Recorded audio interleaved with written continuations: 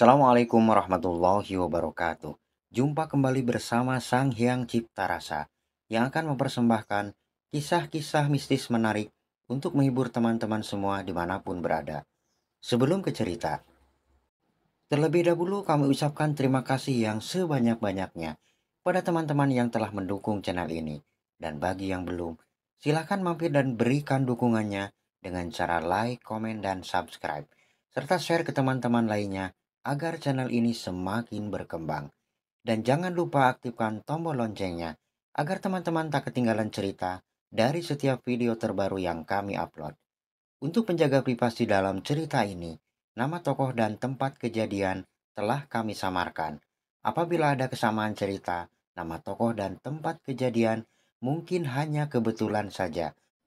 Sebelum maghrib tiba, kakek mengantarkan keempat cucunya itu untuk belajar mengaji di sebuah surau. Setelah usai maghrib, sang kakek kembali ke rumahnya dan nanti akan menjemputnya kembali setelah Isya. Namun malam itu, sang kakek merasa tak enak badan dan ketiduran sehingga tak menjemput mereka. Dan kejadian menyeramkan itu pun menimpa mereka berempat. Nah, seperti apa kisah selengkapnya? Kita simak saja ceritanya. Waktu berputar ke belakang sekira tahun 1900-an. Ada sebuah rumah sederhana dari bilik bambu di ujung sebuah kampung. Terletak persis di tepi perkebunan yang cukup luas, yang konon katanya, menurut orang-orang, kebun itu sangat angker. Dengan adanya suara-suara misterius dan penampakan-penampakan menyeramkan. Rumah itu dihuni oleh kakek Cahyo dan nenek Esi, bersama seorang anak dan menantunya, serta keempat cucunya yang masih bersekolah di sekolah dasar. Bukan tanpa alasan mereka tinggal di sana. Selain sewa tanah yang murah, mereka dapat bercocok tanam di lahan kosong milik perusahaan jawatan kereta api waktu itu, sehingga dapat menambah-nambah keperluan dapurnya. Dan dikarenakan pula mereka bukan orang kaya seperti kebanyakan orang-orang di kampung tersebut, rumah sederhana itu menghadap pada jalur kereta api yang membentang panjang dari utara ke selatan. Setiap beberapa jam sekali, kereta api akan melintas di jalur tersebut, yang menimbulkan getaran pada tanah dan rumah di mana kakek nenek itu berada. Dikarenakan rumah itu berada paling ujung, maka penerangan lampu PLN tidak sampai ke tempat mereka, sehingga mereka hanya menggunakan penerangan rumah dari lampu lentera dengan pencahayaan yang sangat minim. Pada suatu senja, sebelum maghrib tiba, kakek Cahyo segera mengisi beberapa lentera dengan minyak tanah, serta menyulut sumbunya dengan korek api. Lalu menutup pintu lentera, sehingga nyala api aman dari terpaan angin. Lalu menggantungkannya di depan rumah dan di atas pintu pagar halaman rumah. Walaupun tak begitu terang, lumayanlah daripada gelap gulita. Bisa kalian bayangkan, hidup di tepi kebun yang angker hanya dengan penerangan lampu lentera yang tak seberapa terang, pastinya hanya akan menambah suasana mistis bagi orang lain yang melihatnya. Begitulah kehidupan mereka saat itu, namun mereka menjalaninya dengan ikhlas. Setelah itu, seperti biasa, Dadan dan keempat saudaranya itu bersiap-siap pergi ke surau untuk belajar mengaji yang akan diantar oleh kakeknya. Setelah melaksanakan sholat maghrib berjamaah, kakek akan pulang terlebih dahulu dan akan kembali ke surau menjelang sholat isya, lalu pulang bersama-sama ke rumah mereka yang sederhana. Begitulah kegiatan mereka dari semenjak kelas 1 hingga kelas 5 SD. Pada suatu ketika, sepertinya kakek tak enak badan, sehingga tak bisa ke surau untuk mengantar cucu-cucunya mengaji. Sedangkan ayah mereka bekerja di luar kota. Kakek menyarankan untuk libur saja mengaji. Namun cucu-cucunya itu takut dimarahi oleh guru mengajinya jika tanpa alasan yang jelas. Akhirnya Mereka pun berangkat mengaji tanpa diantar oleh kakeknya. Nah, setelah sholat Isya usai, mereka pun pulang dengan melewati jalur kereta api untuk sampai di rumahnya. Kaki mereka menginjak satu persatu bantalan rel kereta api yang terbuat dari balok-balok kayu yang besar. Sesekali terdengar suara batu kerikil yang terinjak oleh kaki mereka. Di antara keempat cucu kakek Cahyo, Dadanlah yang paling penakut.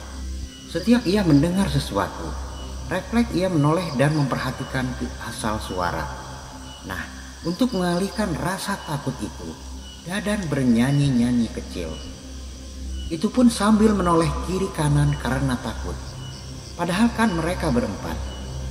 Langkah-langkah kaki mereka akhirnya sampai di depan rumah mereka. Sebelum tiba di depan pagar bambu rumah mereka, harus terlebih dahulu melangkahi rangkaian kawat sinyal kereta yang membentang sampai ke stasiun kereta. Dadan yang penakut itu segera mendahului untuk melangkahi rangkaian kawat tersebut. Namun, matanya seketika terbelalak kaget, manakala dilihatnya di bawah lampu lentera yang terayun-ayun tertiup angin itu, ada sesosok hitam berdiri tepat di bawah lampu lentera. Mata sosok hitam itu terlihat menyala dan menatap mereka dengan tajam.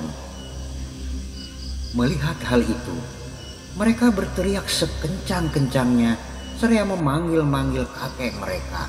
"Kakek!" ujar mereka penuh ketakutan. Pintu rumah segera terbuka dengan cepat, dan sosok hitam itu pun menghilang ditelan kegelapan malam. Penghuni rumah berhamburan keluar.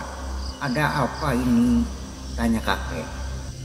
Anak-anak itu segera berlarian saling mendahului masuk ke rumah dengan napas terengah-engah. Dadan menceritakan kejadian tadi seraya tangannya menunjuk keluar rumah. Setelah mereka tenang, mereka pun akhirnya tertidur. Keesokan malamnya, malam itu hujan rintik-rintik membasahi bumi, disertai hembusan angin dingin yang membuat penghuni rumah sederhana itu merasa kedinginan. Dikarenakan kakek telah 2 hari tak enak badan, sehingga Dadan dan saudara-saudaranya itu tak pergi mengaji ke surau. Maka sehabis Isya mereka tertidur. Apalagi hujan dan angin dingin membuat penghuni rumah itu langsung tertidur pulas. Waktu menunjukkan sekira pukul 10 malam.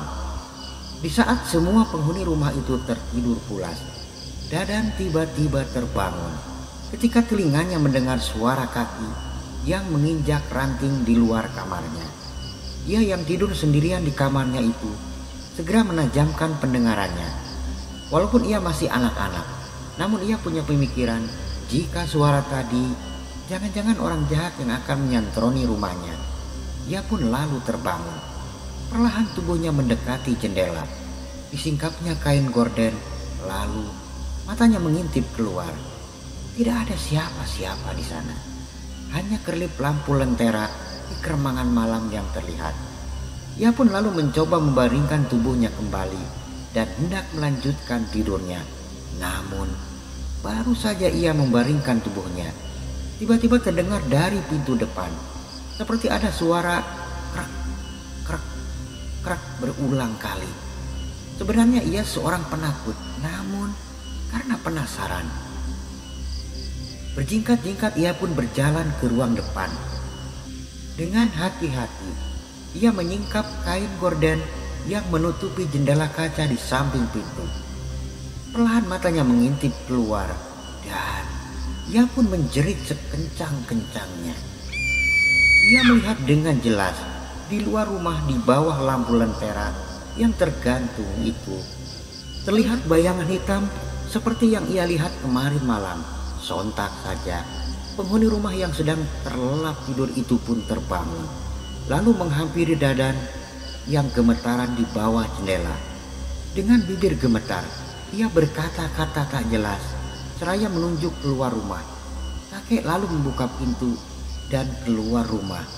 Tak ada siapa-siapa, hanya lampu lentera yang bergoyang-goyang tertiup angin. Kejadian itu kembali berulang di malam berikutnya.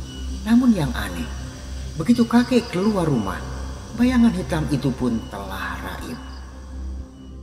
Keesokan harinya, kakek lalu mendatangi guru mengaji cucunya, lalu menceritakan kejadian yang dialami cucunya tersebut.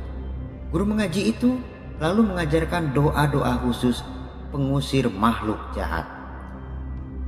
Setelah seisi rumah sering membaca doa yang diajarkan oleh guru mengaji tersebut, bayangan hitam itu tak pernah lagi menampakkan diri pada Dadan. Menurut teman-teman, bayangan apakah itu? Makhluk gaibkah? Silakan berikan pendapatnya di kolom komentar. Nah teman-teman, sampai di sini ceritanya.